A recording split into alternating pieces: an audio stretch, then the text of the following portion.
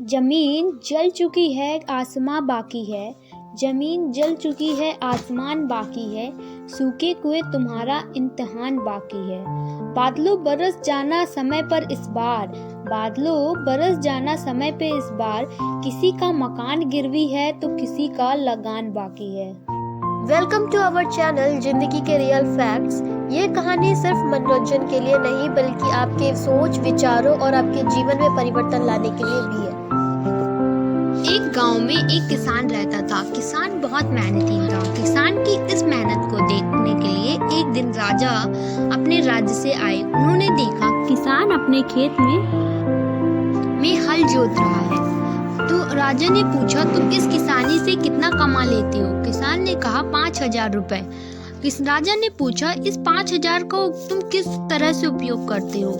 किसान ने बताया, मैं अपने धन को 5 हिस्सों में बांट लेता हूँ। पहला हिस्सा मैं राज्य को दे देता हूँ, दूसरा हिस्सा मैं घर खर्च के लिए निकाल लेता हूँ, तीसरे हिस्से को कर्ज में देता हूँ, चौथे हिस्से में मैं उधार देता हूँ, पांचवें हिस्से में मैं दान में दे देता हूँ।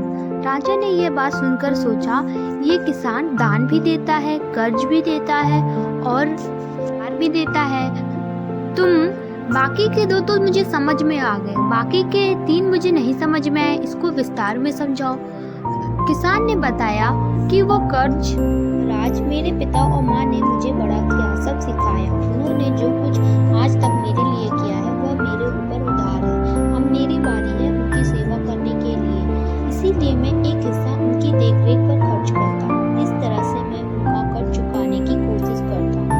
अब उधार देने वाली बात, मेरा एक बेटा है जो उसके खाने पीने, पढ़ाई लिखाई और उसकी जरूरतों को पूरी करता हूँ। इस तरह से मैं उसे उधार दे रहा हूँ, जो कल बड़ा हो जाएगा तो मेरी देखभाल करेगा। ठीक उसी तरह जिस तरह से मैं अपने माता पिता की करता हूँ, तब मैं समझूंगा कि मेरा उधार चुक गया।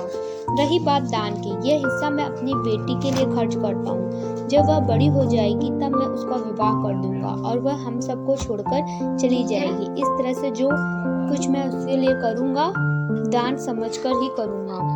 पूरी बात समझने के बाद राजा बड़े प्रसन्न हुए। उन्होंने